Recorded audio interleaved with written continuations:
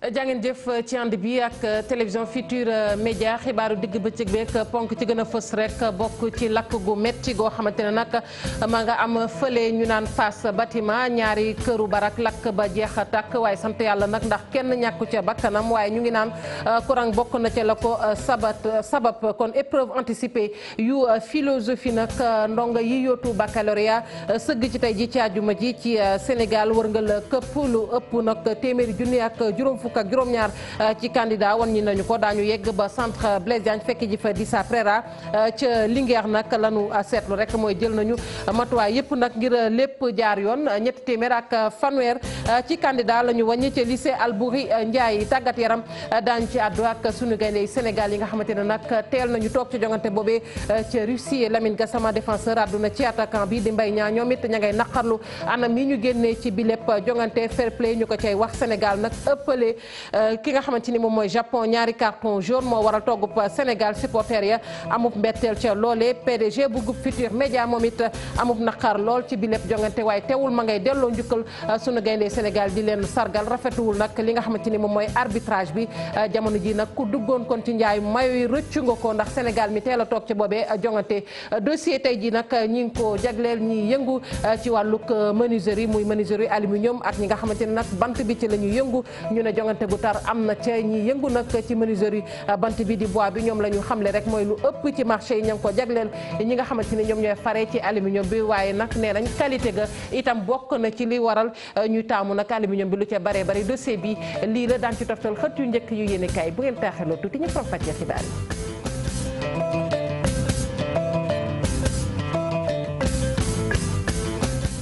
dal nag jàmm ci xibaaru digg bëccëg bi ñu tàmbali ko rek ak lakk gu metti ga am fële ca Fass bâtiment ñaari këru barak ñoo lakk ba jeex tàkk waaye sant yàlla ndax kenn ñàkku ca bakkanam ña ngay wax nag ne mbirum courant bokk na ci li ko sabab sous-préfet bu Ndakaaru nag yëkkati na ci ay kàddu nee na nag anam yi nga xamante ne nii nag noone la ñu toogee foofee dëppwul ak yoon Hadiyatala dara desul ci ñaari kër yi lépp lakk ba mu jeex tàkk donte amul ku ci ñàkk bakkanam ñi fa dëkk ànd ak tiis di ragal ni rek courant bi moo ko waral. lakk-lakk bi instant moo dama wàcc juste fi may doog a wàcce noonu jël sama seetale ne xaaral ma dem jàpp ji fu ma demee bay toog di jàpp noonu ci laa gis beneen néegu lees bi ak néegu Ramatulaay def benn retour léegi nag mu topp bi affaire bi topp fii lu courant bi di dem jàpp ñaari néeg yi léegi instant bi ma déggee jigéen di yuuxu nag di génne ci laa ne nag am na loo xew ci laa ubbi sama rido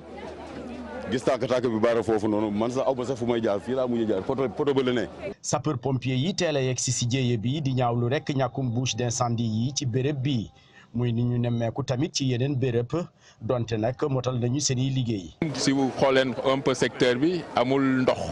amul lu ñuy wax hydrant mooy foo ko fekk poteau d'incendie wala bouche d'incendie loolu mooy jumtukaay pompier donc ce qui fait que premier engin bi teel na yegg si mais su ñëwee rapidement su amul fu muy branché wu pour am ndox de manière continue ndox mi day jeex te su jeexee day delluwaat encore rootiyaat même rootiyaat boobu ça prend du temps donc ce qui fait que am na engin yuy ñëw après. soo leen gisee sax bu mujjee ñëw mooy citerne bu ñuy wax bu am capacité 30 000 litres bi donc citerne même pour gis ko même pour yàgg accéder fii sax citerne bi a eu tous les problèmes du monde. ñii di jëwriñ yi di ñaawlu anam yi askan wi di dëkkee dine rek jaaduwul. Dakar bu amee lu mel nii tey c'est parce que nit ñoo ko bëgg mais amul kenn ku am autorisation dëkk fii ñi fi dëkk ñoo ñëw dëkkal seen bopp ci conditions yu mel nii ci ay barak amul tabax amul leneen. di ci jaay gasoil di ci jaay essence di ci jaay def jaay gaz di ci jaay safara di ci branché courant loolu yëpp day andi ay risques yooyu nag bu lii la mën a jur. lakk ci ay barak te court-circuit waral ko bëri na liñ koy nemmeeku ci biir Ndakaaru. ma nga yooyu nataal yooyu ni ki démbaloon ñu àndoon ceek Alioune Diagne mi ñu ko baaxee tamit ñu daal di dem nag ba Linguère ni ma ko waxee woon sànq ak épreuve anticipée yu philosophie yi nga xamante ni ndongo yi yóotu kon baccalauréat ñoom ñi ngi ci lu toll nag mbaa lu ëpp sax téeméeri junni la ñuy wax ak juróom fukk ak juróom-ñaar ci candidat la ñu wàññi ci Sénégal Dissa Préra balaa ñu yegg Linguère rek ñu fekk ji ko ca lycée Blaise Diagne Dissa Préra maa ngi lay nuyu. maa ngi lay fay Fatou Kiné Deme. ma ngoog Dissa Préra mbaa daal matuwaay yi ca war jël nañu ko ak noo gisee rek ndongo yi nga xamante ne tey ñoom ñoo sëgg ci épreuve yooyu muy épreuve anticipée philosophie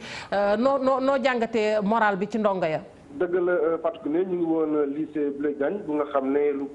ëpp 500 candidats tey ñoo fa xëyoon tey muy ci série L2 ak L'1 lu fas yéene nag jàmmaarloog ñetti sujets yi nga xam ne ñoom lañ doxoon muy wàllu doute ci wolof daf naa jiixi jaaxal lañ koy woowee wàllu aar waaye tamit loolu mooy wàllu dissertation waaye ci wàllu commentaire lu ñuy wax état relation état ak individu moom moo génn tey mu ñetti sujets yoo xam ne élèves yi nga xam ne ñoom lañ jot a rencontré ñoom lañ jot a waxtaanal la jàpp nañ ne que ay sujets yoo xam ne ne que jot nañ ñoom jàng seen ay programme am na ñoo xam ne def nañ sax ay exercice defati ko ba nga xam ne ne kay su bëri suñu ko nii jàpp nañ ne que ay sujets yu abordable la ah diir nañ ci ñoom ak yaakaar ñu tamit ak pas-pas bu nga xam ne ne que jàpp nañ ne que fii ak boobu ñuy jeex xëy na mu tane mais li ñu mën a wax leneen mooy également lycée Blaise Diagne ñu nekkoon daanaka comme ni nga ko waxee 500 et quelques candidats au total 592 candidats moo ko am ci 592 candidats yooyu daanaka 31 daal wala 32 ñu jàpp ne ñoom ñoo absenté tey pour différentes raisons yi nag bon pour diverses raisons moo tax ñu absenté tey mais ci wàllu matukaay également mën nañu gis ne Fatou Kiné amul ay mesures yu exceptionnelles yoo xam ne jël nañ ko ci wàllu sécurité ci lu ñu yaakaar ci wàllu fraude ak yooyu daanaka ci buntu école bi benn policier ak benn ASP moo fa toog mais ci biir salle yi quand même gis nañ ni que surveillance bi xaw na serré tuuti bon ñetti salle bu nekk ñaari surveillant moo fay nekk am na si salle bu nekk am nañ ko au moins ñetti surveillant mais daanaka dans l'ensemble li ñu lire tey ci terrain bi mooy xel yi daal dal correctement candidats yi am nañu yaakaar ndax jàpp nañ ne que sujets yi ay sujets yu abordable la parce que ñu si bëri si ñoom jàngoon nañ ko beneen jàngat également bu ñu am ci bac ren mooy gis nañ ne que bëri na ay candidats libres bëri na ay candidats libres ñu laajee yenn élèves bi ñu nañu bon xëy na correction année dernière moom ci dara ba nga xam ne nee nañu dañu préféré revenir mais en candidat libre Fatou Kiné dem Mangok Dissa balaa ñu tàggatoo ñu wax rek ci xam nga at mi nga xamante ne nag tàggatémbe na lool ci wàllu njàng mi ndax ndongo yi ñoom amul dara luñ ci rëccu ndax am na ñoo xamante ne dañuy faral di wax seen programme du jeex ak grève yu tar yi ñu nemmeeku. laaj nañ leen tamit di jëm ci loolu mais xam nga sujet yi gën tey muy lu mel ni doute lu mel ni aar wala lu mel ni état ñu si bëri jàpp nañ ne que ci biir année scolaire bi jàng nañ ko te it am na def nañ tamit ay exercice yu si bëri am na yoo xam ne nag bon ñeneen ñi am na ay yu si bëri yi nga xam ne ñoom jëluñu commentaire bi dañu jàpp ne que yegguñu seen programme yeggul ci li nga xam ne mooy état ak relation ak individu loolu moo nekkoon sujet commentaire bi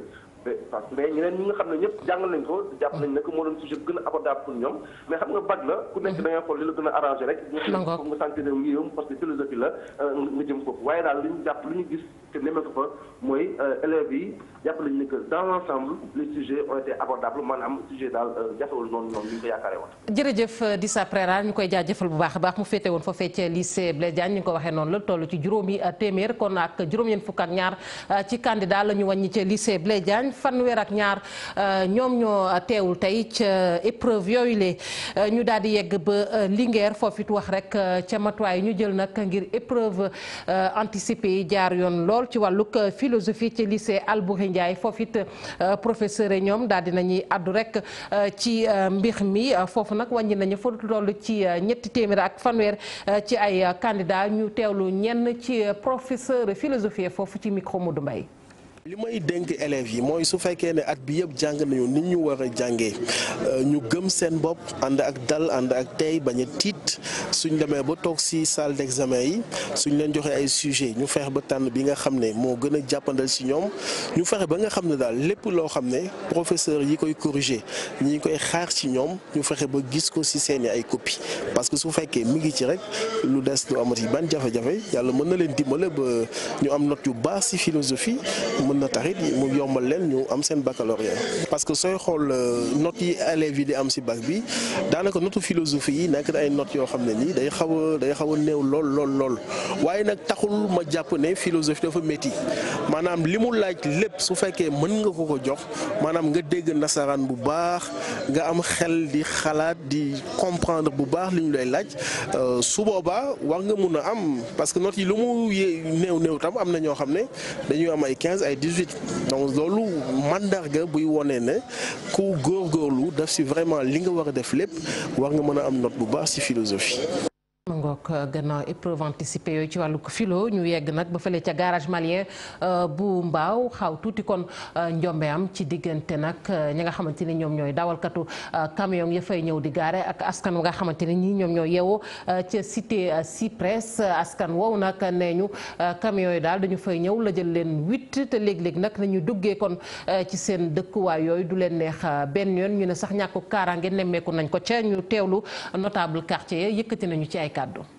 lii lépp mën a am moo di ñiin dañoo envahir dañoo jël cité bi ba nga xam ni pour génn fii c'est dangereux amoo fooy jaar sax dañuy wax ni que mënuñu am fu ñu gaare fi ñu leen jox dafa tuuti port bi moo ko moom xajuñu fa. dañuy yàq cité bi waaw lépp lañ fi indi yamba jaa ngi fi agression baa ngi fi càgga jeeg yëpp ak tout ça là pour la cité dégg nga alors loolu nag la ñu bëgg. la drogue donc yamba mu ngi fi alcool mu ngi fi prostitution mu ngi fi insalubrité mu ngi fi gendarmerie ñoo nañ du benn du ñaar mais on a comme l'impression que chaque fois que suñu entame benn mouvement ba ci biir dañ koy étouffer dans l'œuf ça vient de en haut. On s'adresse aux autorités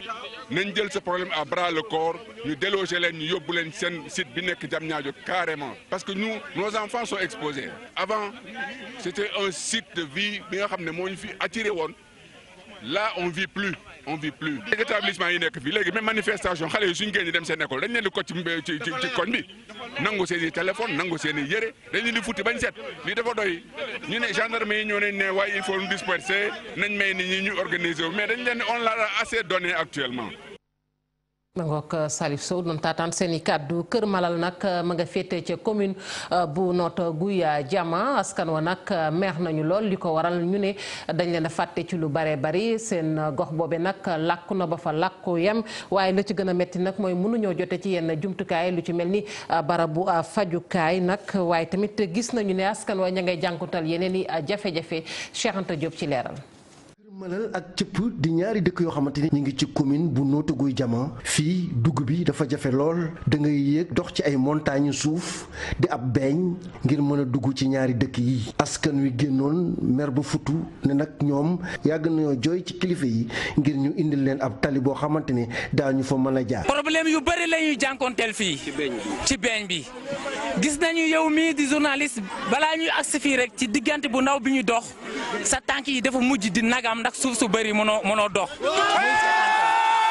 leneen nit loo xamante ne njàmbat la ci dëkk bi amuñu case de santé ay juróom-ñaari kilomètres la ñuy dox ngir mën a faju ji rawatina amuñu ay salle de classe yu doy ngir élèves yi mën faa jànge. école bi 2 classes a fi nekk. amuñu banc yu ñuy toog ay bidon la ñuy toog ay briques la ñuy toog amuñu toilette itam. case de santé soxla nañ ko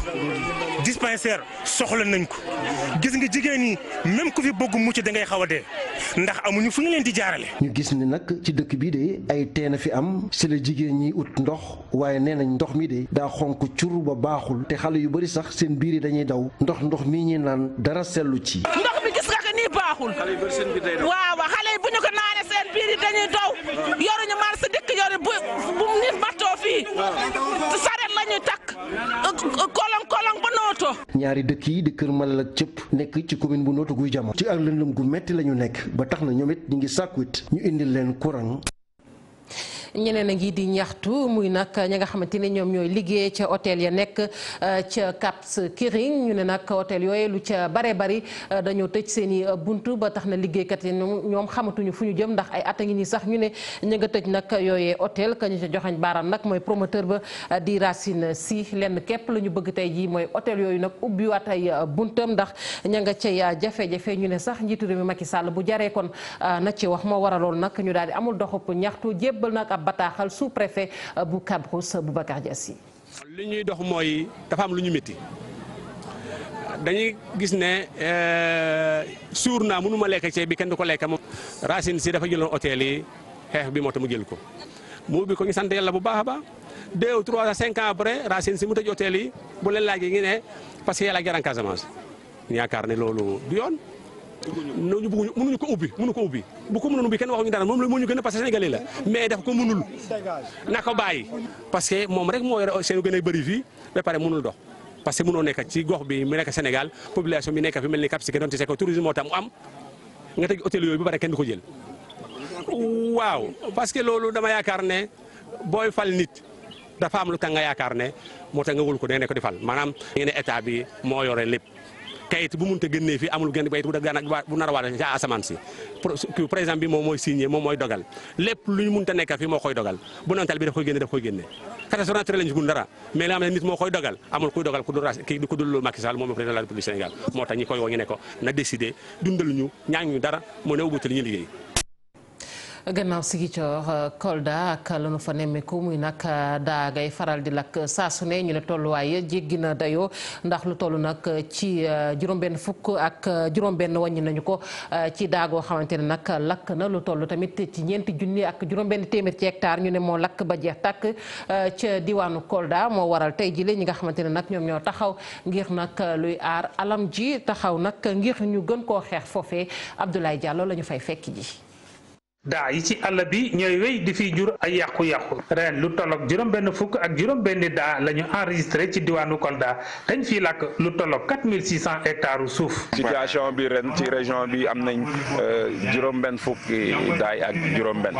yoo xam ne ni lakk nañ ci mel ni juróom-ñetti junni hectares ak juróom-ñaar téeméer xam nga loolu xaw na bëri waaye loolu ci région bi la moo nekk ci département Médina Yoro Foulah département Vélingara ak département Kolda. ngir prévenir yooyu daa ay acteurs de la protection de l'environnement ñooy amal ay séances de sensibilisation jëmale leen ci askanu kaw gi. tey li ñu indi fii ci Suuku mooy waxtaan ak dëkkandoo yi dëkk yi wër Suuku ak waa Suuku yi ci wàllu daay ndax xam nañ ne daay li muy yàq ci àll bi dafa bëri day yàq gàncax bi day rey mala yi ak rabu àll yi mais également day yàq koom-koomu waa dëkk bi. parce que lu waral forum bi c'est pour ñu mën a village yi mooy dëkk yi yëpp mën a daje parce que tey safara si bu jógee amul frontière te lu gën a indi safara si mooy béykat yoo xam ne ñoom ñooy dem tool ya au lieu ñuy jël ay jaasi mën a setal seen tool yi ñoom safara si la ñuy jël pour mën a setal seen tool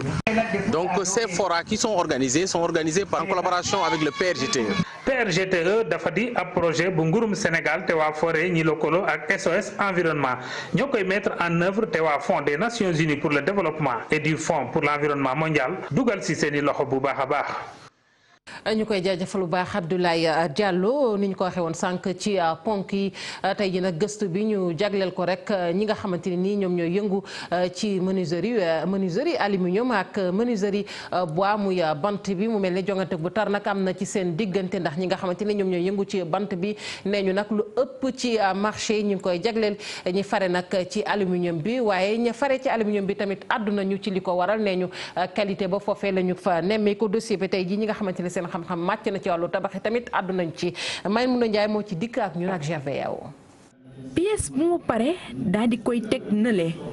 li lépp nekk aluminium étape bi mi ngi koy woowee jointage liggéey bi Mohamed xam na ko bu baax ndax boobaak léegi mu ci yëngatu am na fanweeri at bañ na ko ba dafa am ndaw yu bari yum ci tàggat. jointage bi moom mooy tax pratiquement ouvrage bi may def nii mu hermétique en plus day tax ba verre yi du yëngatu comme son nom l'indique aluminium naturel la doo peinture bon te am na noo koy liggéeyee même si wetu géej bi du ko mën a lekk. aluminium nag fi mu toll nii ñu ne dafa nekk lu xew lu ci bari ñu ne njariñ la ndax kat dina leen may ñu liggéey ko ci diir bu gàtt. boo mënee sa métier moom comme bois bi tey menuisier bois boo ko rombee muy liggéey li muy liggéey day yomb ci moom mais yombul prix bi tamit cherul prix bi moom ay dimension ay mesure la ñun ci dimension yi la ñuy référé woo ak qualité wu aluminium bi nga bëgg parce que profil yi dafa bari façon. ay dimension yu bari te wute qualité yi tam naka noonu clients yi mu mel ni am nañu fu ñu teg seen tànk. clients yi tamit des fois entretien bi war ci bois duñ ko def bois bu ëppee lu muy laal ndox rek dafay furi waaw loolu mooy seen différence. bu fekkee ni menuiserie bi ñu duppee aluminium am na ay client nu boppam am na gëstu bu ñu def. ébénisterie daanaka sooxe na sooxe goo xam ne nii président de la république am na lu mu ci wax maanaam pour mobilier national bi jox na ko loolu am na ci ay part de marché yu am solo waaye nag aluminium boobu ngay wax daanaka bi mu ñëwee daanaka ñun ñi nga xam ne ñoo daan liggéey buntu yeeg porte yeeg ak yooyu daanaka lu bari jënd ko mën naa la ne aluminium bi jënd na 60% de part de marché du menuisier ébénisterie donc loolu xaw nañu gaañ nañu trop. technicien supérieur bi di yëngatu ci wàllu architecture moom di ko dëggal. non seulement dina la jàppale ci bruit bi xew ci mbedd mi dina la jàppale également ci poussière boo xamante ne voilà dina am ci mbedd mi. dafa yombal liggéey te booy xool côté réalisation aussi ko délai de réalisation yi moo gën a gaaw ak aluminium bi. lu demee ni max xam nga max moom am na côté yoo xamante zone yoo xamante ne max bi daf leen sonal donc aluminium moom c'est garanti max bi mënulu ko dara. aluminium nag buñ koy wax histoire am lu yàgg la ndax biñ koy tàmbali di jëfandikoo ci atum 1890 yi la wante ca bitim réew ñu dem tey jii ba réewu Sénégal boo gisee tabax yu mag yu bari mu mel ni ñu bari gis nañ ci seen bopp. cant ngërëm ñeel na la Maymuna Njaay xibaar yi ci wàllu tàggat yaram ci la ñuy rek tab bi doore ko nag ak Sénégal mi teel a toog ci jongante ci Russie di coupe du monde ba Colombie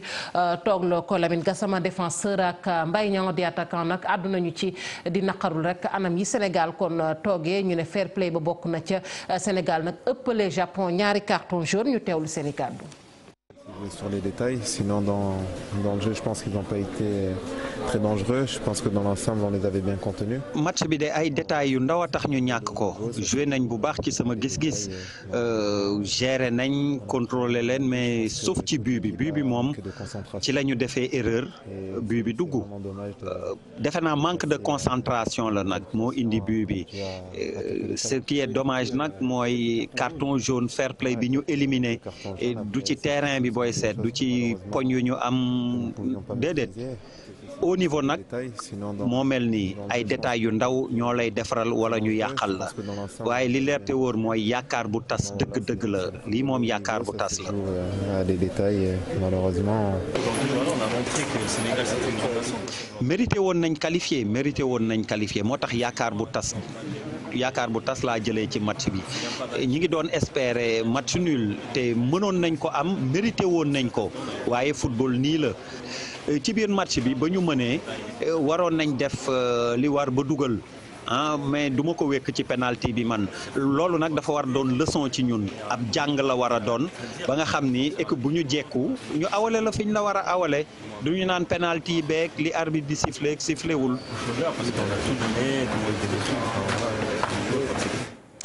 yaakaar gu tas ci gaynde yi doon jongante waaye yaakaar gu tas yi tamit ci 12e gaynde ba fa neewoon nag di leen tàccu ñu bari ba ñu génnee ca stade Samara yëkkate nañu ay kàddu di naqarlu nag na sunu gaynde yooyu toogee am na ñoo xamante ne delloo nañu seen bopp ca yàlla waaye am na ñoo xamante ne ñoom joxoñ nañu baaraam ñenn nag ci footballeur yi ñu jàpp ni tey lu jig njaak ñooma ñu teewlu seen i kàddu.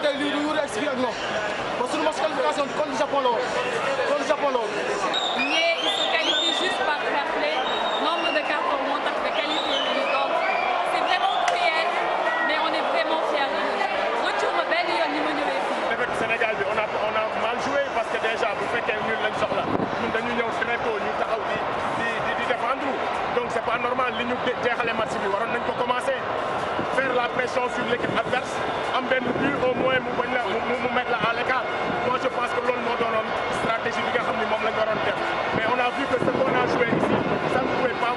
payer, ça ne pouvait pas aboutir à une victoire. C'est un match de football, match de football a contrôlé le match jusqu'à la 80e minute. Donc, sur un coup de dé, un corner, on a perdu. C'est pas grave. On a encouragé. Ça, c'est l'espoir, quoi. Donc, on a def nañ li ñu mën dugal nañu jafe nañ vraiment donc suñu bal arrêté ñu jël un but c'est ça. stratégie mu jeex ko du yoon mais li ma gën a nit moom mooy but bi góor bi encaisse nii mais ci man loolu ci coupe du monde c'est pas normal quoi. Après bon voilà ñoom ils ont fait leur possible léegi ñàkk nañ war nañ xaar beneen. déception la wala lan la. ma ko beneen mag yoon Sénégal war na jéem a régler lii depuis match Japon donc bu ñu suñu passé ba match bii nii ñu bokk ko fay c'est très grave quoi. Donc voilà quoi léegi ñun ñëpp ñu ngi ànd un match ne se joue pas qu'ils ont bien joué. Ça veut dire qu'ils ont bien joué. Kii bee yëpp a ñëw te ku ñëw da ngay andi pour jouer yu baax amul match bu baax da ngay ñëw teg joué gagné. Xaadim ñëw na def mais Xaadim yàq suñu match la am niveau coupe wage wage mu ñu teg ci ginnaaw tamit c'est pas bon am si dafa war a gën a xoolaat ak match bi grande déception Sadio Mané il n'a pas fait au coupe du monde. ay supporters yu génne la nekk ci seen dënn njiitu réew mi Macky Sall moom nag rafetlu na bu baax a baax taxante yooyee waaye ki nga xamante ni tamit moom mooy PDG bu groupe Futurs Médias moom yëkkati na ci ay kàddu moom it di Youssou Ndour ba yëf ya jeexee nag moom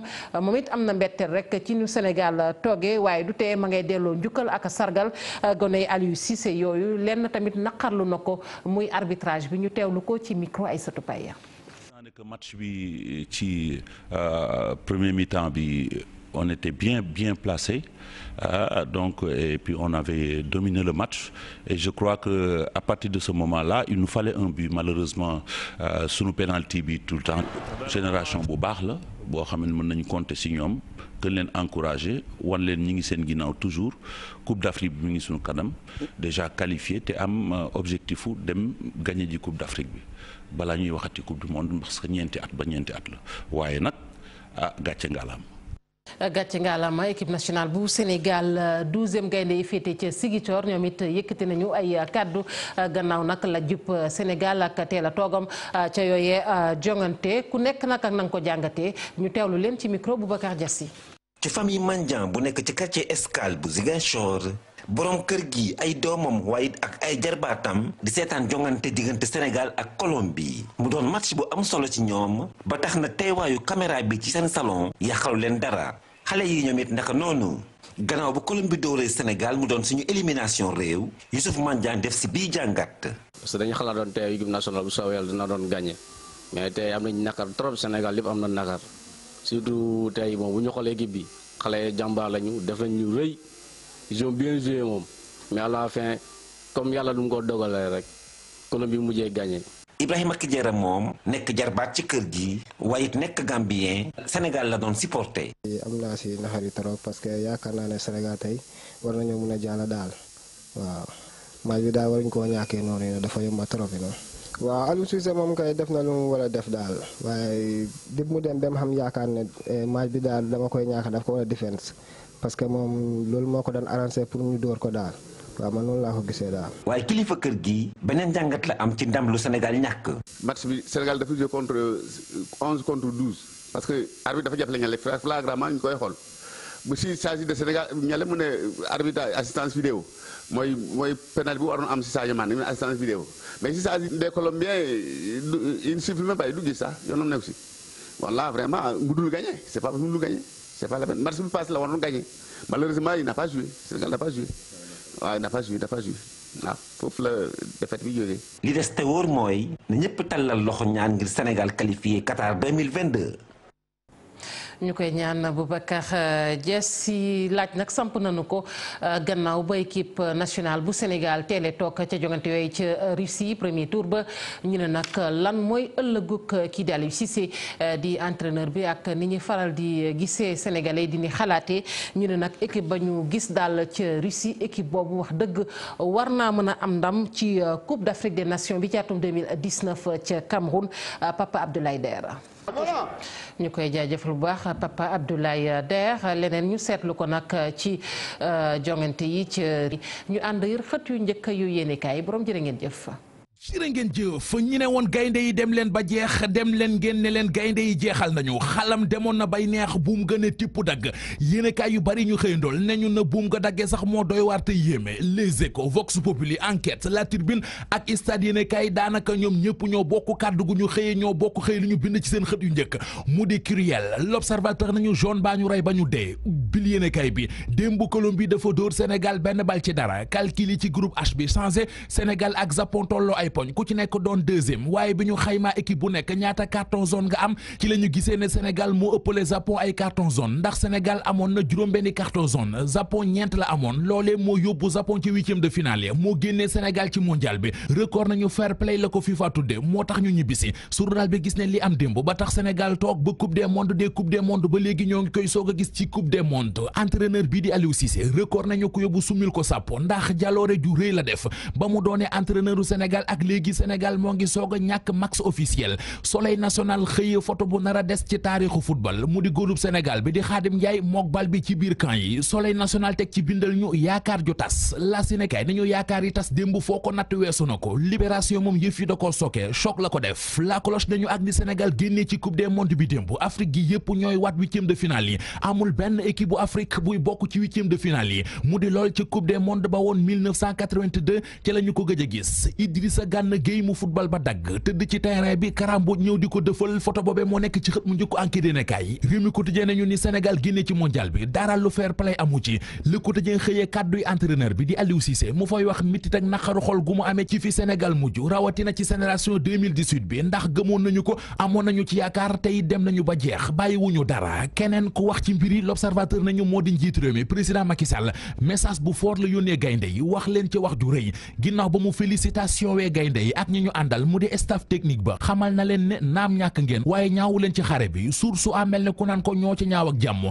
gayndey Sénégal yi yéenekaay bi jàppe leen ay gayndey dollar maanaam dañuy yéeg ak a wàcc bokk na ci kii di Sadio Mané nga xam ne li ñu ko xamee woon mu di gaaw mën a duut xereñ mën a fente mën a dugal ay bit yooyee yëpp ba muy ñëw Sénégal da ko bàyyi ca vestiaire Liverpool ya Sadio Mané ca coupe des mondes ga ak yàq tigi la woon source amoo ko bind kii di Ismaïla Sarr moom journal bi nañu benn technique la mu di dribbler te yem fa dribbler yëpp amul benn centre bu baax bu mu ca teg centreem yëpp kenn xamul fu mu ko centré journal Source A nañu léegi nag li ñu leen di ñaan moo di ginnaaw toog ngeen juróom-ñaari milliards yi ñu leen génneeloon naroon leen koo jox jël leen ci la ngeen moom la ca des ngeen delloo ñu ko ñu yóbbu ko trésor Radamel Falcao di capitaine bu Colombie ne ñu ci record yéenekaay Sénégal mérité woon na jàll ci huitième de finale yi point final ci football bi ñu wax ci leneen bin Les Échos am na ñetti mool di ay pêcheurs yu réerati kenn ki am di fàll la tudd juróom-benn fukket ak juróom-benn la am ka ca des Lamine Sarr am fanweeri at ak keneen kuñ naan Ibrahima seen gaal moo réer ci waaxi gore yi taw bërki démb bi moo ko waral yéenekaay bi nañu gaal ga ñu duggoon gis nañu tojite gaal yi waaye ñoom ci seen jëmi bopp mu di ñetti mool yi kenn gisagu leen ba léegi.